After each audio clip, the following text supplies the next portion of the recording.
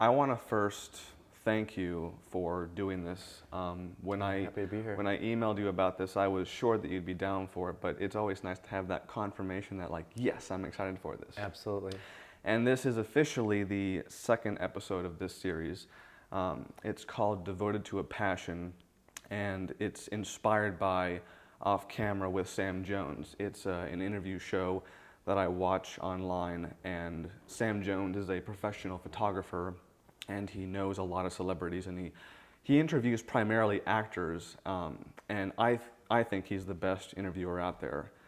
If you watch his interviews, they're like each about an hour long, and they play like therapy sessions. Okay. And it's unlike, interviews that you watch on, like, The Late Show or whatever, where, Sure. where it's like 5 minutes. You'll get a snippet. And they're yeah, talking right. about the movie primarily, but you really get to know who these people are and where they come from in their Right. history. And that's what I love. And personally, when I just inherently, I'm always curious about when someone is so passionate about what they're doing. I inherently want to know, why do you do this? Like, what is it about this that excites you? Like, is it in your DNA, or did something inspire you? Like, what's going on here? And I love hearing these stories because they remind me of why I do what I do, and they have the potential to inspire people to go on their own journey and, maybe pursue acting on their own. Sure. And there's just so much potential, and I wanted to use this series as an avenue to give people insight into the individual's journey and to share their perspective and share their journey. And so you are multifaceted. You are very talented. Thank you. You're an actor. You're a singer. Mm-hmm. You do voice work, and you're a model. Mm-hmm. You do all this, and very well, Thank I you. might add. I appreciate that. So what I want to start with is where the journey began and what inspired you to pursue all of it. That is a loaded question. It's loaded, right? Statement. It is loaded. It's decades old, and first of all, I'm honored to be sitting here with you. Yes. I've had the pleasure of working with you and your colleague Eli. Yes. And loved what we did. Yes. And I hope, to have more in the can with your team. Yes. But in answer to your question, how did it begin? It began when I was a small boy. Yeah. Back in Chicago. I was born and raised in Chicago from a large family. We had 5 kids and mom and dad, and eventually grandma lived with us and a couple of dogs, and my mom came from a family of 8, and they all had, a bunch of kids, so it was family and cousins and picnics and, well-rounded, environment of people and love. Yeah. And I was sensitive, and in tune, with people and myself, and I was always drawn towards singing, the arts. I was kind of afraid of it. Yeah. And I was quiet with it, at first. When I'd watch on TV, one of the big singers, old Barbra Streisand, early Streisand, and some of the other big vocalists, and they'd have these specials on TV, and I'd lay in the living room and it was mesmerized by the impact. Yeah. And on many levels. The person watching it and hearing it. Yeah. And what it must have been like for them, as they were singing, what that must have felt like, and it was all about the feeling, you know, and again, I was sensitive and I felt things, and so it started, with my attention to the sound, the voice. Yeah. And then, of course, I got that on local levels in church, you know. And as I got older, I was in choirs. I always had people kind of prompting me to get into like musicals and music theater and stuff, but I was kind of afraid of the acting side of it. Okay. And why was that? I don't know. I was afraid to step into it and own it. Okay. I could admire singing from a distance, and it was a little more controlled. Yeah. But the acting thing, you were naked out there. Right, you are. So it took me a long time to be okay with that. Okay. You know what I mean? I had a friend, you know, and her mom owned a small modeling agency. Yeah. And I'd go over there, and she'd tell me, "Oh, you should get into modeling." You know, oh yeah, right. You know. But eventually, you know, those thoughts were in the back of my mind, and Right. I'd hear more. She planted the idea. Exactly. And you were like, You know, and I had a sense of style. Yeah. You know, it wasn't put on, it wasn't fake, it was just who I was. Right, natural, authentic. Natural, you know, Yeah. order, organization, you know, Yeah. a presentation, you know, whether it was how my homework looked, you Yeah. know, a book report, Yeah. how I worked on the yard, you know, the garden or the grass or the bushes, Yeah.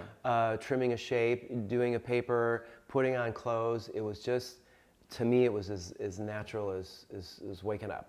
You Okay, know? wow. Not everyone had that, you know. Right. When you get out in the world and you mix it up with other people and stuff, you kind of see what you got and what other people don't have, and you know. Right. So my thing was that sense of style, you know, and an appreciation for. I was always drawn to that music, you know. Yeah. I was in a garage band when I didn't know what the heck I was doing, but I wanted it. You know what I mean? Yeah. I sucked. You know, I was terrible, but I knew I had it. I was a superstar inside. Yeah. You know, what I was putting out there was caca. Garbage. Garbage. Yeah. But it was my first look at it and my first attempt to own it. Yeah. So it started, you know, to answer your question, it started when I was very young, Right. paying attention to, and it was really deep inside. Yeah. You know, and I didn't share it with everybody, you know. Right. Didn't Who did you admit share it with? You know, just friends, you know, like you gravitate towards people that you're like, Right. you know. So my friends and stuff, you know, They knew knew about I was it. real interested in, you know, in music and stuff. Yeah. But, you know, I didn't go to mom and dad and tell them, oh, I want to be a singer, or oh, Yeah. I want to try acting, you know. Were you afraid of them saying something negative? You know, if I'm honest, you know, I on some level knew it wouldn't have been a very practical choice. You know what I Never mean? is. Right. But I'm just saying, when you're that young, to kind of blaze the trail, you know what I mean? Right. No one else was in my family, you know, Okay. drawn to that. And I can't say I didn't really come from it, because at barbecues and stuff, you know, my uncle would play the accordion, and there was this genetic thing for talent. You know, Yeah. my mom had an artistic eye. Yeah. My godmother, her sister, you know, owned a ceramic store, and you Yeah. know, a number of my relatives, my uncle Ron painted, oil painting. You Okay. know. So there was this artistic thing in the and- genes. Yeah. You know, my grandmother's brothers, they were in vaudeville. Okay. They Wow. had three of her brothers and one of their friends. They were in a group called Brooklyn Comedy 4, Okay. and they were this song and dance and comedy thing. But that's the only, you know, genealogy, you know, with the arts. So I was so sensitive, you know. I was not brave enough, you know, to just announce it to the world. Okay. And I always was But around you always it. knew. I was always knew, and I was always around it. I was always around it. Yeah. And then as I got older, I got into choirs and, you know, got more expressive with it. But at the acting thing, was the last thing I put my toe in the water with. Okay. You know what I mean? It wasn't And why until was that? I think it was the nakedness of it. The you know? timing of it. Just the timing, natural order, Yeah. my confidence. Yeah. You know, I got into print work, commercials, you know, Yeah. voiceover. I was in the garage band, and I joined choirs, and I got better, and I got vocal instruction. My first talent agent, I was exclusive with A+ Talent Agency in Chicago. Okay. And my agent found me my first vocal director. Okay. And she was 83 years old. Oh, wow. Her name was Elizabeth Shaw, and she was on Broadway. And she spoke like this, and, you know, yawn the air up and keep the jaw loose. And, you know, she worked with me for like 6 months Yeah. and said, okay, you're ready for this guy. And she shuffled me off to a guy named Bob Maureen. And I spent a couple years with him. And he kind of taught me the mechanics of classical training. And on a local level, in my neighborhood, I had to travel. I was in the northwest suburbs of Chicago, so I had to travel a good 45 minutes to get to him. But Yeah. on my local neighborhood level, I was in a choir, and I was part of a really good choir. I wasn't one of the better singers, but being part of that choir made me a better singer. I understand. And we did concerts, and then Yeah. got to be really good friends with my our vocal director and our choir director, who I'm still friends with today. Nice. She's just the sweetest thing. Nice. And so I got really good experience in Chicago, and it all bloomed from there. So I don't want to, monopolize the, the first question that That's you asked okay. me, That's okay. You've done a lot. And so when did the acting really come into play? The acting came into play when I came out to, other than the commercial work that I did in Chicago, which was snippets of stuff, when I came out to California. Yeah. That's, okay. and when people found out, when my friends found out what I used to do, and now I was also, backtrack to Chicago, I worked for a production company. Yeah. And from that, my business partner and I went out and we started our own company. And I was around celebrity and I was around musicians. But the acting thing, when people found out what I did, they were pushing me towards, you've got to get back to this. You've got to get back to this. So in answer to your question, the acting thing didn't start till I came out to Chicago. Okay, and how long ago was that? I moved out to California about 22 years ago. Okay. But after my mom and my brother passed away, Okay. was when I seriously decided, what do I want to do with the rest of my life? Yeah. And that's when it all came together. Yeah. It all came together. So it was their deaths that I think it was helped is the that transition? It helped launch me, and I've Okay. had, by that time, Kevin, Yeah. I had enough people that matter come up to me and say, you are talented. I had people, I used to sing in a choral group called the Choraleers. Yeah. And there was skits and things in there, and I'd have people come up to me and just, your voice. Yeah. The publisher of our paper, I found out I'd never seen Phantom of the Opera. He bought me a ticket, $250 ticket to go see Phantom of the Opera in San Francisco. Wow. He said, that's you. I've had enough people encourage me. Yeah. That I'm like, well, that's fantastic. Yeah. So the acting thing hit hard. Yeah. 5-6 years ago. Okay. Wow. Yeah. And so you've been a bolt of lightning now. Well, and I've been, it's interesting to watch because some of the speeches that, you watch these award shows and you see people, wow, it took 10 years to make this project, or wow, I want to thank my family and all the people that encouraged me. I get it, because that's how I feel.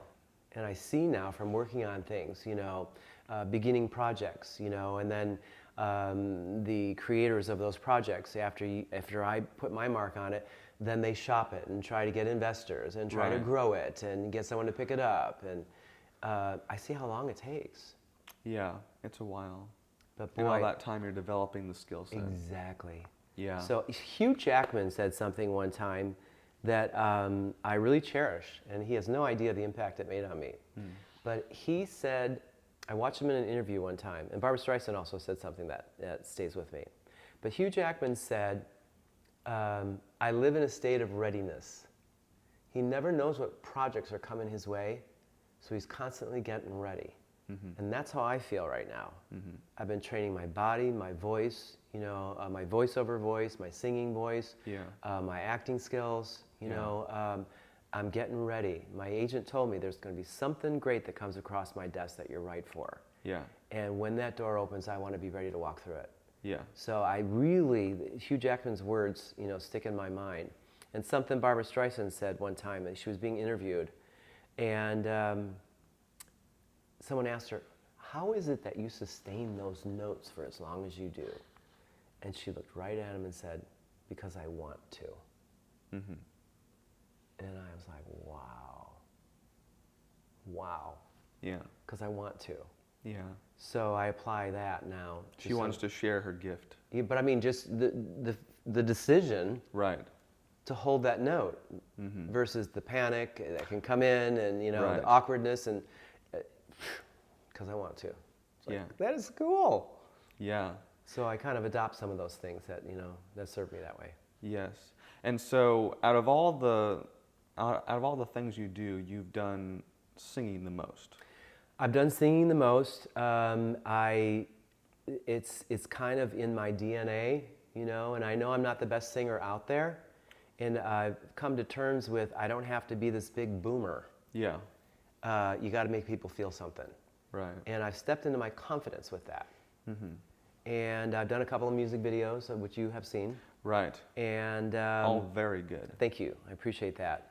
And I finally got them out on YouTube. Yeah. And I'm working on another music video now. You mentioned that, yeah. And I've thrown my hat in the ring for America's Got Talent. Yes. So I have an official audition date, February 1st. The utmost confidence in you. Thank you very much.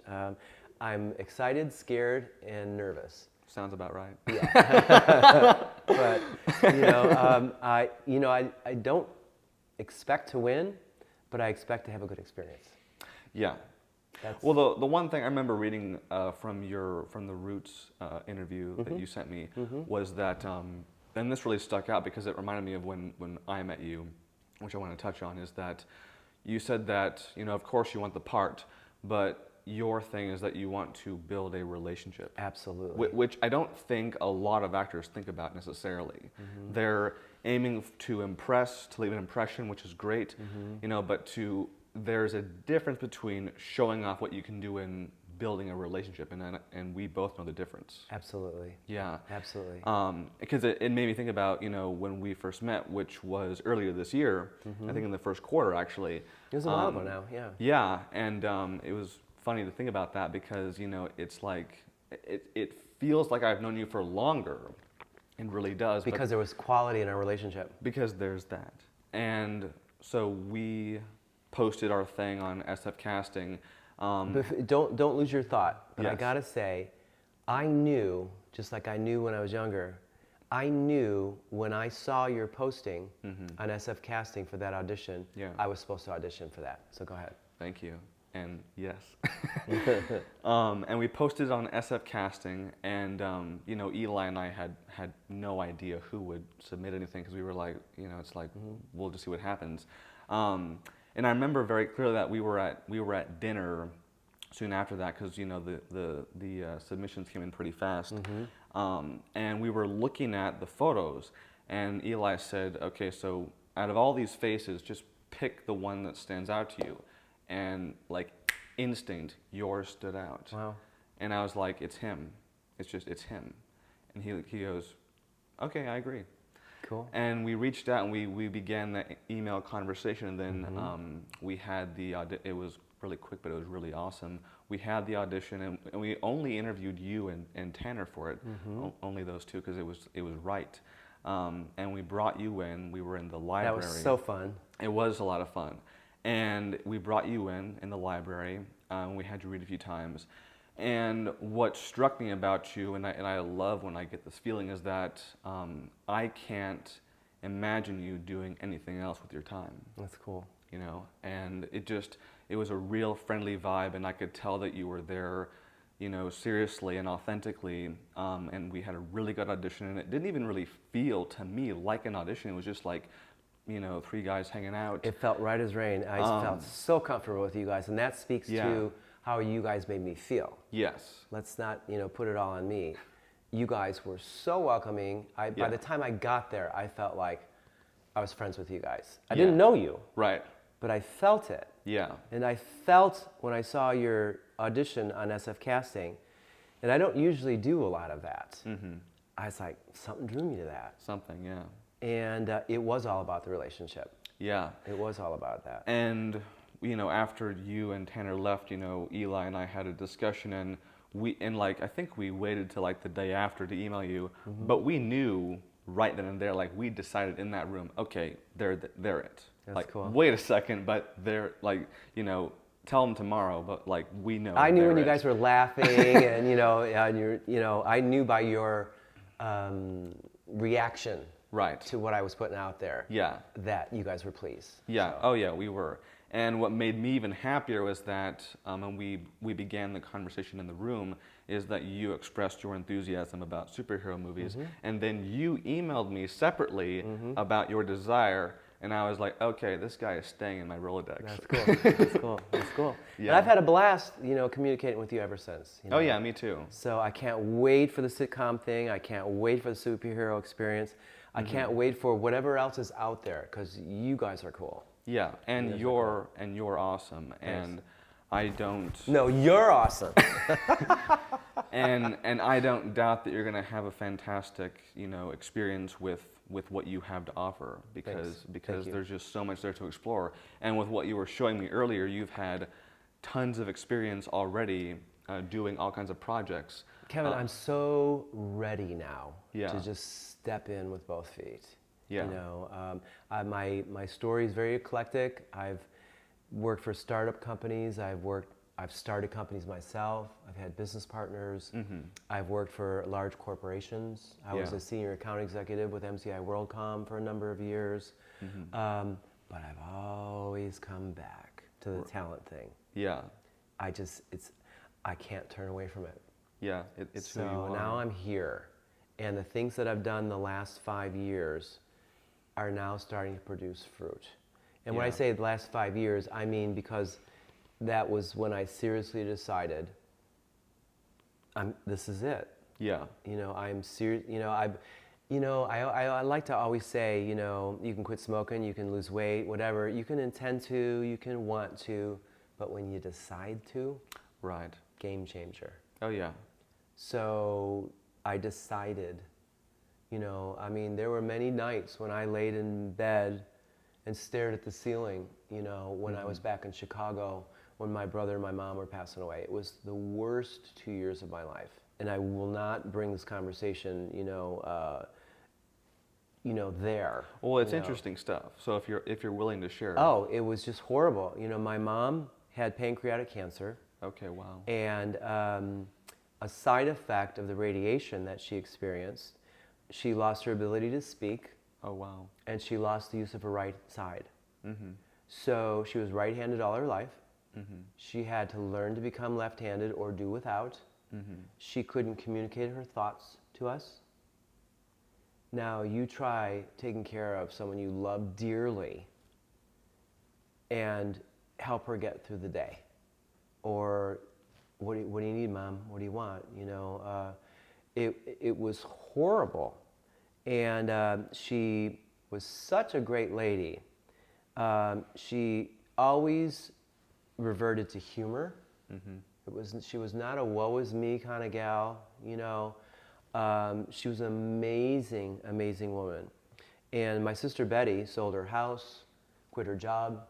She had a government job, great job, and moved in to my parents' house. She gave up her house and took a small room inside my parents' house to take care of my mom. And I would go back and forth periodically. And like when my mom went through what they call the Whipple surgery. And if you Google search it, it's one of the most invasive surgeries they do on the human body. Oh, wow. And she had like 44 staples across her abdomen, and they go in and they take a lot of stuff out and they don't put it all back. And 50% of the people that have that surgery don't survive it. Okay. And they don't do the surgery, or they didn't used to do the surgery on people over 70 years old, and my mom was 75 when she had it. So the good news is my mom went through the most invasive surgery you can go through. Yeah. But the bad news is she went through the most invasive surgery, and she lasted 8 years, which was like a miracle, Right. because usually people pass away. Yeah. So she suffered a lot. Yeah. And so that was hard to watch, and that was also part of a reason I didn't jump in, fully, and let go. Right. My brother, now my mom had to bury my brother. Wow. And she couldn't even articulate her feelings and thoughts because she couldn't speak. Yeah. Now that's just wrong, to watch, your mom, or to watch them lower your child into the ground. You know what I Yeah. mean? She died 6 months after he passed away. But my Jeez. brother had a brain tumor. We're a very close family. To know me is to know my family. I told you that before. Yes. And I was amongst five. Yeah. And my brother, myself, and my three sisters, and mom and dad. Very close family. Yeah. We talk multiple times a day, you know, as it is. People are blown away by that. They just, what? They're like, you actually talk to your Exactly. family? Who are you people? And we love each other. You know, we can drive each other nuts, but I can't imagine life without them. And their support has been, my heart goes out to anyone who doesn't have sisters or siblings, or that has them and doesn't have any idea how great it can be. Yeah. It's just very sad. But my brother, he was the exception to every rule. And he had a major brain tumor when he was 10 years old. Okay. And my mom felt that it started when he fell off his bike. He took a bad fall off of a bike one time. But he complained of headaches, you know. From what I understand, he was seeing double before they knew he had a brain tumor. Mm-hmm. And they thought he needed glasses, you know. My mom took him to a specialist, and he looked in my brother's eyes, and he said, "This is very serious and it's very expensive." Yeah. And they had to go in through both sides of his head to get it all. And he had a plate in his head, and he was in the hospital a long time. Mom had 5 kids. Dad went to work, came home, spent all night at the hospital. They were like a well-oiled machine.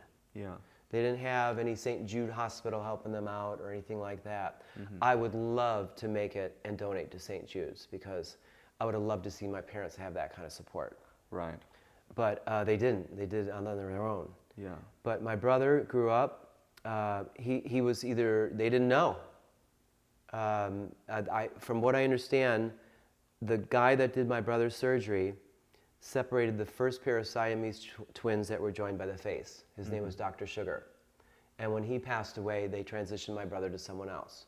Okay. But they didn't know what to expect. Either he could not live, die in 6 months, be retarded. They weren't sure what the outcome was going to be. Yeah. My parents never let him, view it as a handicap. They treated him as normal as anything else. And that is why he had a fairly normal life, but it wasn't a normal life. He grew up having grand mal seizures. And if you've ever experienced someone having a grand mal seizure, it's very hard on the body. Mm-hmm. Their tongue rolls up, they turn blue, they shake violently. They could smash their teeth out, on this counter. They have one in the bathroom or outside on concrete. Watch out. Yeah. And if you have one, it brings on a series of them.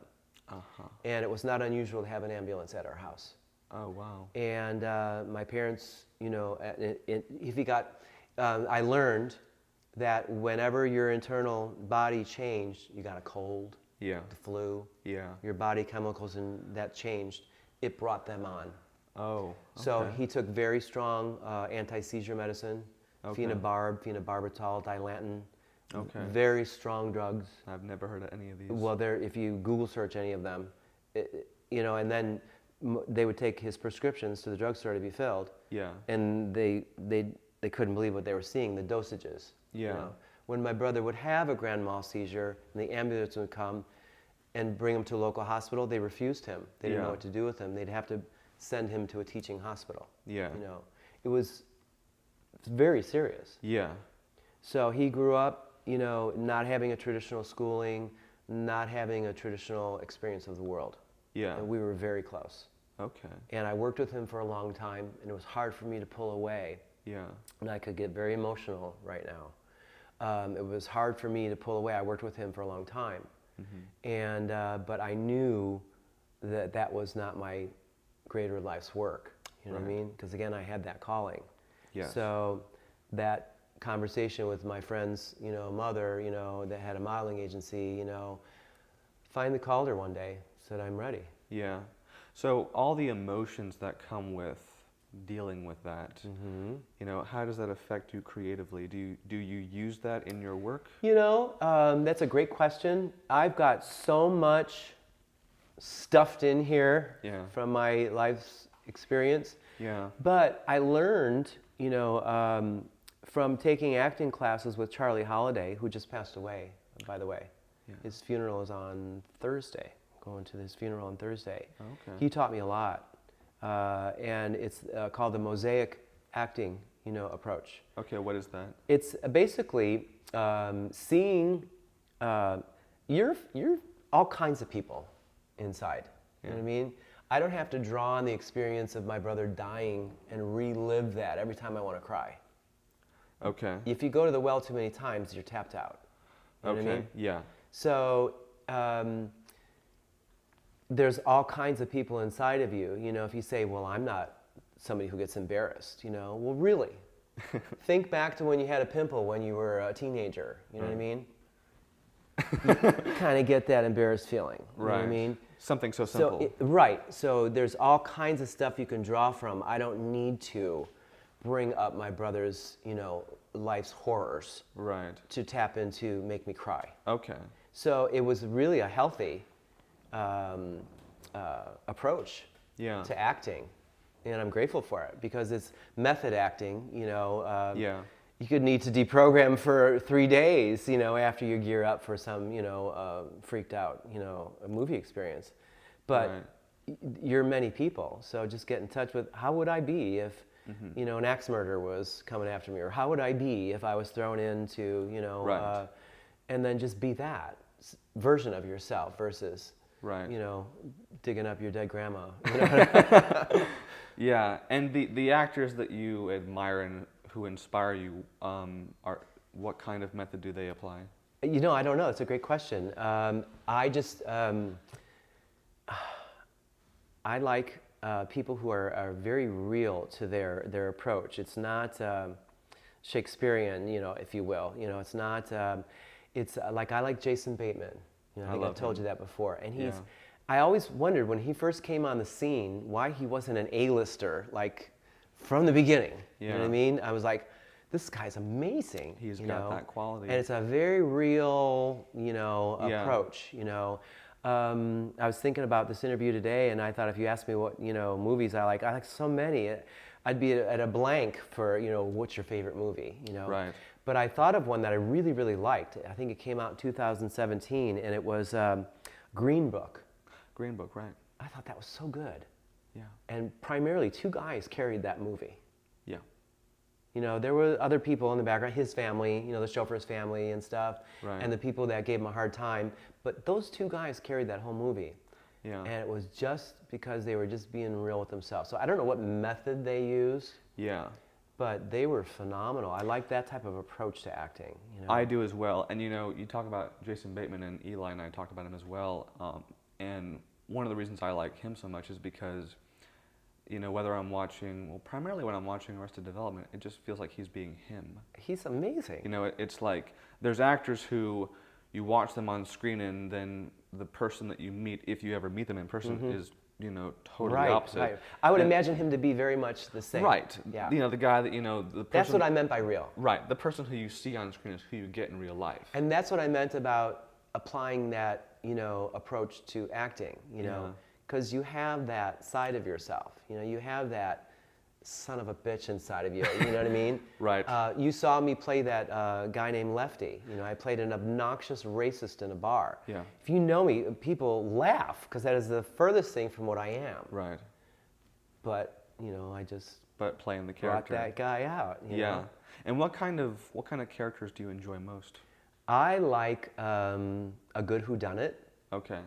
Something that you think it's one thing and it's another. Yeah. I would love to play a dark character, Yes. We've talked about this. Because everyone sees me as Johnny Sears, you know what I mean? Yeah. But it would be great to play that, Yeah.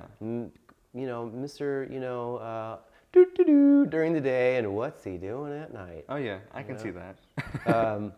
Yeah, but I love a good whodunit. I like to figure something out. I like superpowers or supernatural stuff, not dark, but, I like, I used to love the Bewitched show, you know what I mean? I just, the thought of, that being possible, and run with it,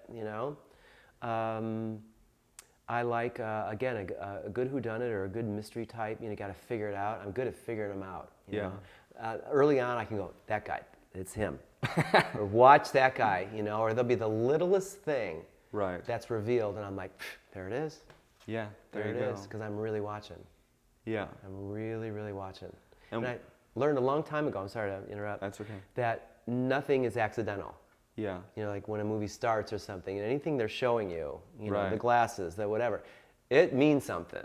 So that's not lost on me, even the littlest thing. Yeah. You know, Kleenex on the counter, oh, the guy's got allergies. You know, that may mean something later, you know. Right.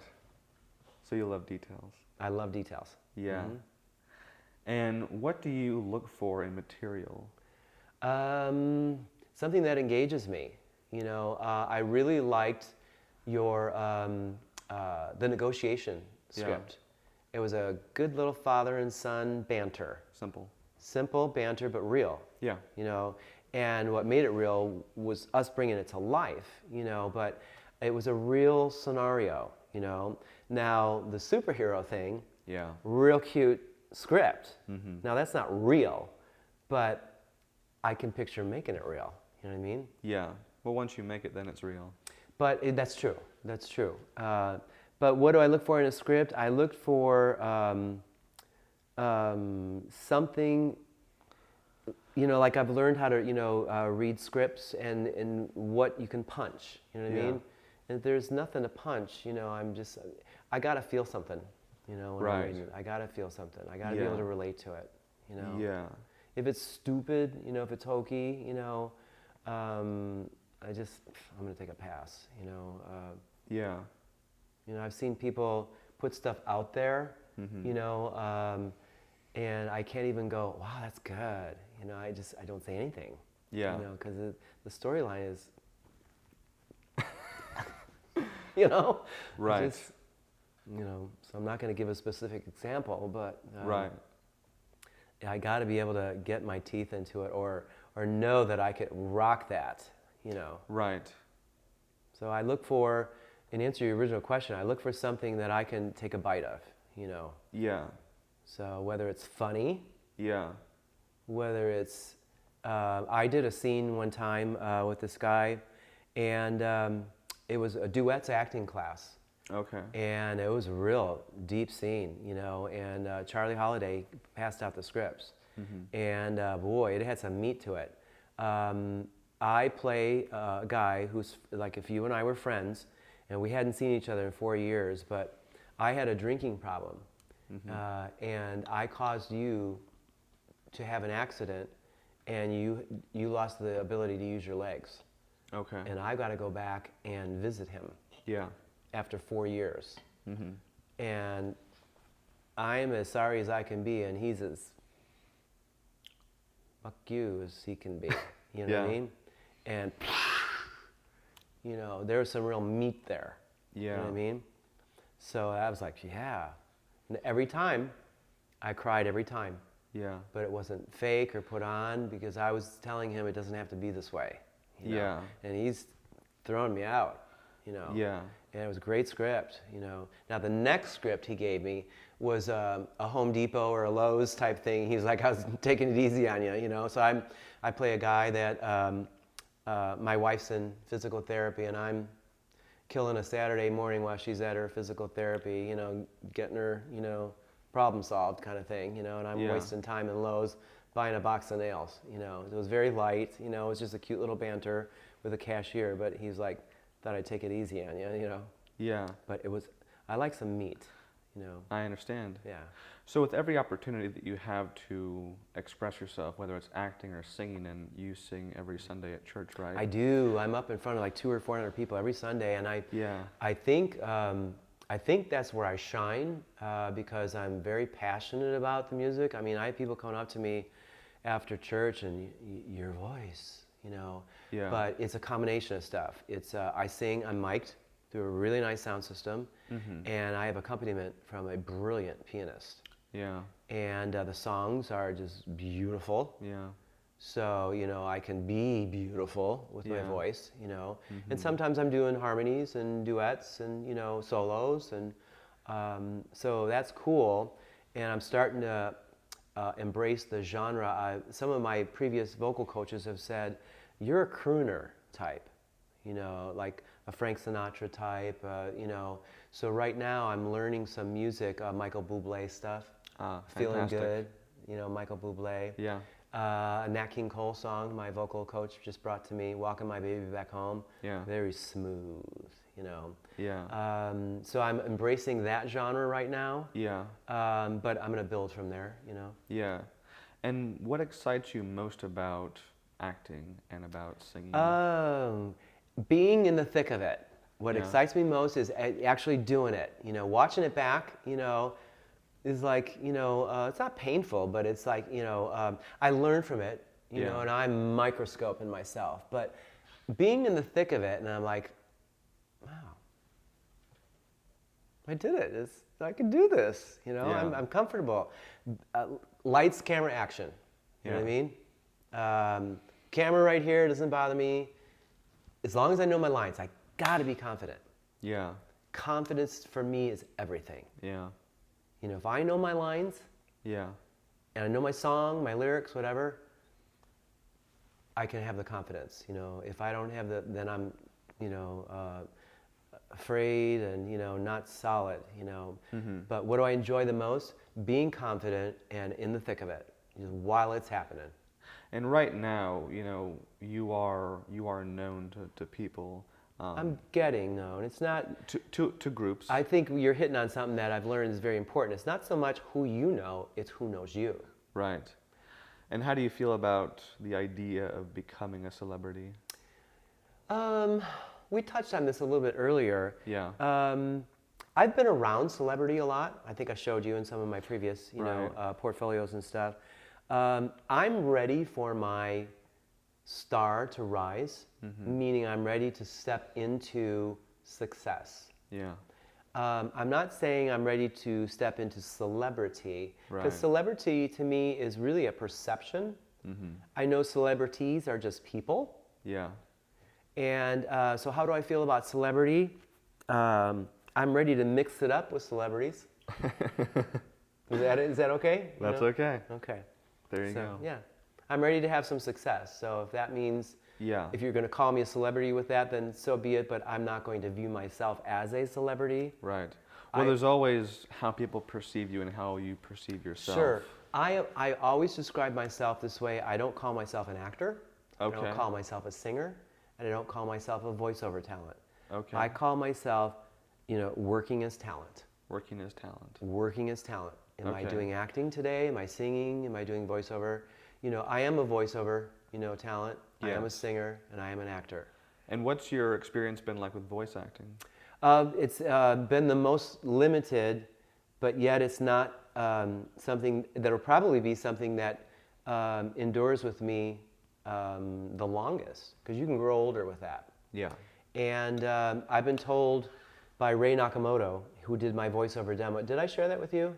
My voiceover demo? You shared some of it. Okay, Yeah.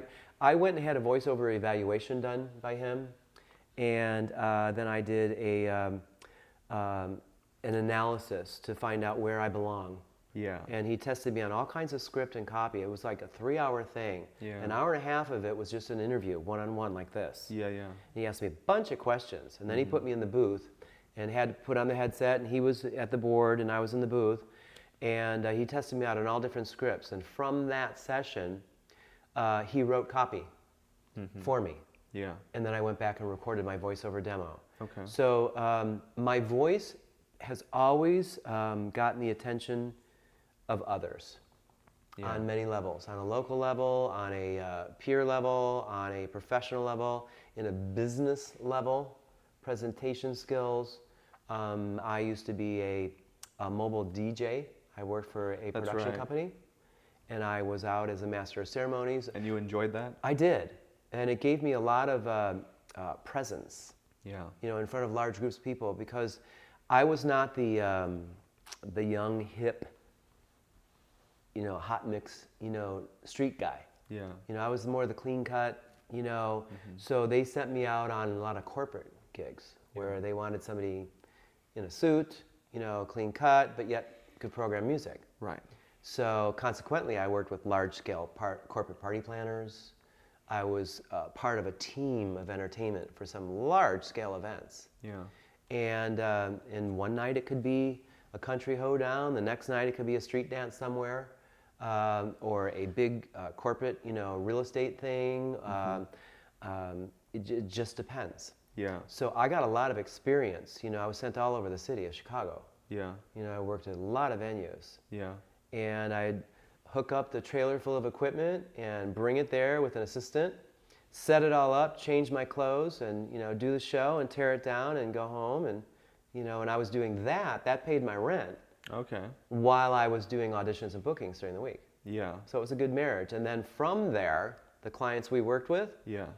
my business partner and I, said, we could go out on our own and do this. Mm-hmm. So we approached some clients, and they said, we don't care what number we're calling, we just want to work with you. Yeah. So we went out on our own and did that for 8 years. And then I decided that it was time for me to get out, Okay. because we were at the point where we were going to have to lease a large building and grow. Yeah. And I had this calling. You had the calling. I had the calling. Yeah, and you had to respect it. And my sister, she vacationed in Hawaii and met her husband. He was doing pro-am golf tournaments at the time. Okay. And my mom and her vacationed in Hawaii, and they fell in love. And my sister and I shared an apartment in Chicago, and she was a flight attendant, so she could date long distance. And so she ended up moving to California, and I stayed working with the company. Okay. And then I would vacation once a year out to California. Yeah. And I was like, wow. I didn't know it could be like this. Yeah. The weather, I was born and raised in Chicago, I was like, people live like this? Mm-hmm. And I fell in love with California. So it slowly changed everything. Mm-hmm. And then I moved to California and moved to Beverly, so to speak. But something I didn't touch on with you is when I was working at the production company in Chicago, before we went out on our own, our office manager came to us from an office in Beverly Hills, and he brought a lead with him, and he said, I'd like you to work this. Yeah. So, and it was a company in Japan. Okay. And so I wrote letters. Yeah. And the company was called Moto Promotions in Fukuoka, Japan. Okay. And I ended up sending entertainers to Japan. Oh, wow. I would hold auditions in Chicago, and I No would pack kidding. a presentation. Yeah, like I said, I could talk to you for hours about what I've done. My story is very eclectic. Only these recorded for like 3 hours. Exactly. But what I would do, I would hold an audition, and I'd collect all their, promotional materials, Yeah. and I'd set up a really neat presentation in a briefcase, and I would Yeah. send them a briefcase to Japan, Yeah. and then they would shop it to their clients, Yeah. club owners and other venues, and then they would call me, and I'd say, okay, wire the funds, and I'd set up the work visas and Yeah. send them off, and keep that stuff going. And that was fun? It was very interesting. Yeah. It got to be tedious, we need them here, in 2 weeks, we lose face. Well, don't tell them they can be there in 2 weeks. Don't promise them that. Why did you do that? This takes time. It starts with you wiring the money, Right. and then getting the work visas. I'm running it's down. ABC, not ACDB. Exactly. And I'm running down to the visa office trying to get things in, by certain. So it got to be a little hectic, Yeah. And they came out to visit me, Yeah. and my boss helped entertain them, and it was the real deal. Yeah. And right now you are also doing real estate. I am. I was when I finished my stint at MCI WorldCom, and that came to a stop when Bernie Ebbers, who's in prison right now for borrowing $358 million from the company. Oh, wow. Yeah, it rocked that company big time. I decided I was done with corporate sales. So a friend of mine suggested real estate appraising. Okay. So I researched that, and I contacted a number of different real estate appraisers in different counties and asked them a bunch of questions. Mm-hmm. And a lot of their information was consistent. And I thought, I might try that. So I have started from scratch, entry level. I sold my house Okay. and lived off of some of the money. Yeah. I put some of it away so I could buy another house. But I knew from experience that you can't just start in a new industry, entry level, say, hi, I'm here, love me, start paying me, You have to start your internship, and, you got to go to school. Yep. I went to school. I finished the school, and that allowed me to go take a state test and get a trainee's license which allows you to go get a job as a trainee working for a certified appraiser, and you have to log 2,500 hours as an appraiser under a certified appraiser. That took me 4 years. I was just going to say, that sounds like a lot of It time. took 4 years. So consequently, you're getting, a fraction of the appraisal fee. I got a company to take me on. Yeah. And I got 30% of the appraisal fee because there's a lot of hand-holding, through the process. Yeah. And as I become more available or more valuable, with experience and stuff, less hand-holding, go do the job. I was up to like 55%. Yeah. Then I took another level of testing and got a certification, and I could go out on my own. Okay. So yes, I started out in appraising. When the market tanked, my mom and brother passed away. I decided, again, I had a lot of days to lay there and, stare at the ceiling while they were passing away. Say, God, what do you want me to do with the rest of my life? And I decided to listen. And so I decided when my mom passed away that I was going to get my real estate license to sell. Okay. I didn't want to appraise anymore because when you're really busy as an appraiser, you're a mole in a hole. Yeah. You're out inspecting properties, maybe 3 or 4 or 5 a day, and then the next few days you're in the office doing your reports. Yeah. I'm more wired to be out there with people. Okay. So, and my sister was a real estate agent for a long time. So my appraisal background I never knew was going to lend itself so well to selling real estate.